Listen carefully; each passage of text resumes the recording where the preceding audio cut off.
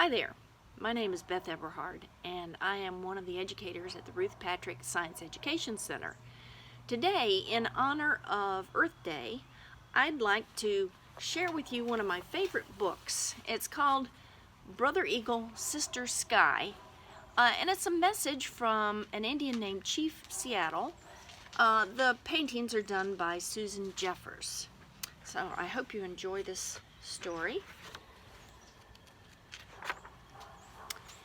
In a time so long ago that nearly all traces of it are lost in the prairie dust, an ancient people were part of the land that we love and call America.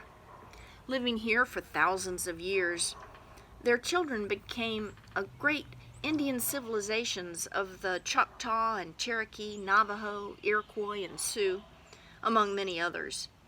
Then white settlers from Europe began a bloody war against the Indians, and in the span of a single lifetime, claimed all the Indians' land for themselves, allowing them only small tracts of land to live on. When the last of the Indian wars were drawing to a close, one of the bravest and most respected chiefs of the Northwest nations, Chief Seattle, sat at a white man's table to sign a paper presented by the new Commissioner of Indian Affairs for the territory. The government in Washington, D.C. wanted to buy the lands of Chief Seattle's people. With a commanding presence and eyes that mirrored the great soul that lived within, the chief rose to speak to the gathering in a resounding voice. "How can you buy the sky?" Chief Seattle began. "How can you own the land? How can you own the wind and the rain? My mother told me every part of this earth is sacred to our people.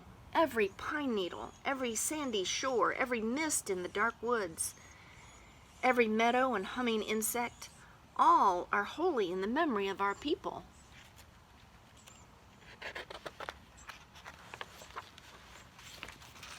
My father said to me, "I know the sap that courses through the trees, as I know the blood that flows in my veins. We are part of the earth, and it is a part of us. The perfumed flowers are our sisters."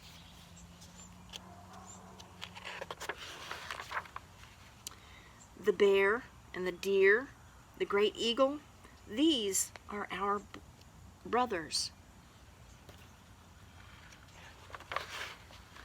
The rocky crests, the meadows, the ponies, all belong to the same family.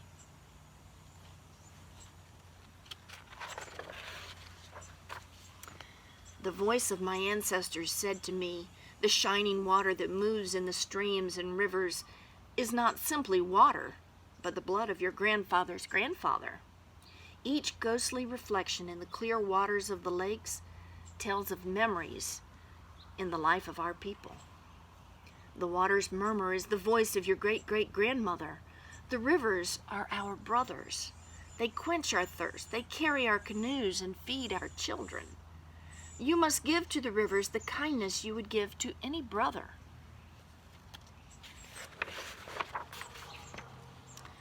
The voice of my grandfather said to me, "The air is precious. It shares its spirit with all the life it supports.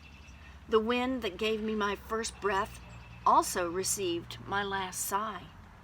You must keep the land and air apart and sacred, as a place where one can go to taste the wind that is sweetened by the meadow flowers."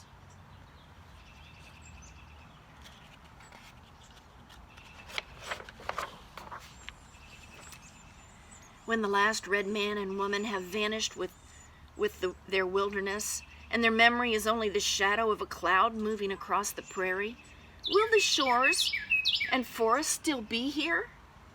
Will there be any of the spirit of my people left? My ancestors said to me, "This we know. The earth does not belong to us. We belong to the earth."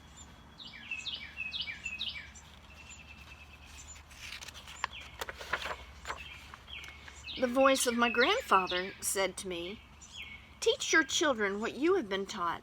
The earth is our mother. What befalls the earth befalls all the sons and daughters of the earth."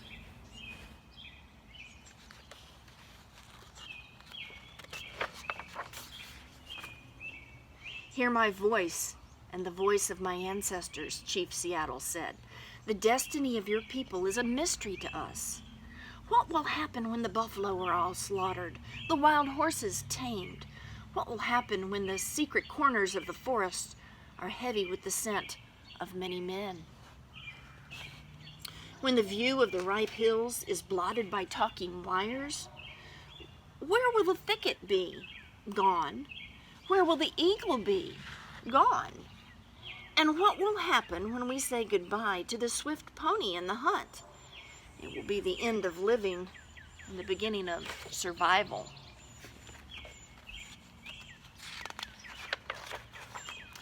This we know. All things are connected, like the blood that unites us.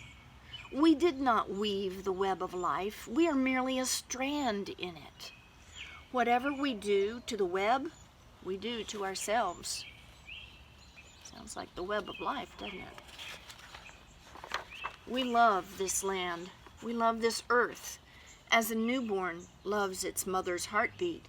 If we sell you our land, care for it as we have cared for it. Hold in your mind the memory of the land as it is when you receive it. Preserve the land and the air and the rivers for your children's children, and love it as we have loved it. I hope you enjoyed this book. It's one of my favorites. It really speaks to me, and I hope it speaks to you as well. And I hope you think about how we can treat the earth as one of our beloved family members. Thank you.